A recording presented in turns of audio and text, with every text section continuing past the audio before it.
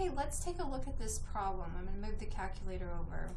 All right, it looks like we're working with a compound interest problem.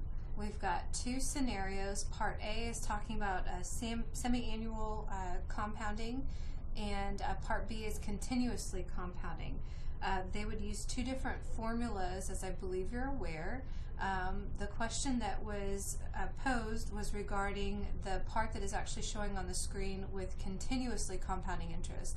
When you see the words continuously compounding, the formula that you should write down right away, I call it PERT. It's A equals P times E raised to the RT, where A is the future value, P is the principal or the present value, which we can also say is our initial investment. R, of course, is the interest rate in a decimal form, and T is time in years. We have E in here that we will need to use our calculator. That is actually an irrational number. It's similar to pi. We typically think of pi as 3.14, but that is a number that continues on and on. It's irrational. It's an infinite decimal.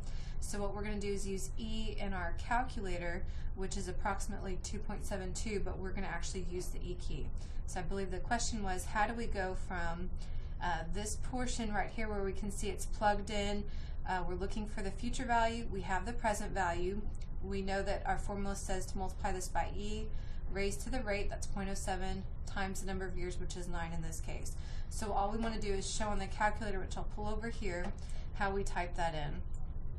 Okay, so I'm going to do it in one go. So I'm going to take exactly what you see here, type in the 8506.54, and I'm going to multiply this. I don't have to put the multiplication symbol.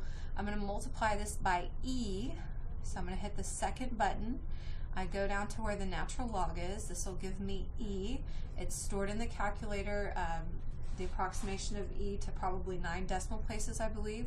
So we're going to use the E, and then we're going to plug in the simplified 0.63, because that's actually what 0.07 times 9 is. And then all I do is I hit enter.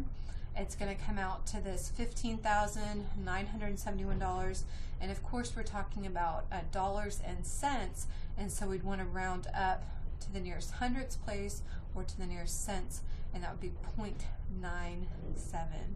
And so that is how we type it in. I hope that helps.